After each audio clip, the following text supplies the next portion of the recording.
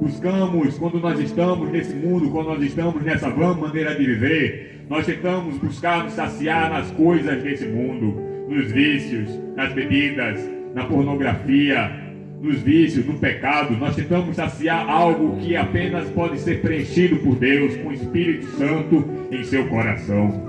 E aquela mulher buscava apenas uma água terrena, uma água que podia saciar a sua sede momentaneamente.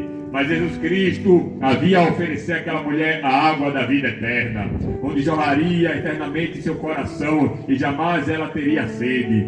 Esta alegria, este o regozijo, este o Espírito Santo de Deus que habita naquela pessoa que verdadeiramente entrega a sua vida a Ele. E não terá mais sede nas coisas desse mundo, mas sim terá alegria, regozijo e plena salvação e completa satisfação no nome de Jesus Cristo, nosso Salvador.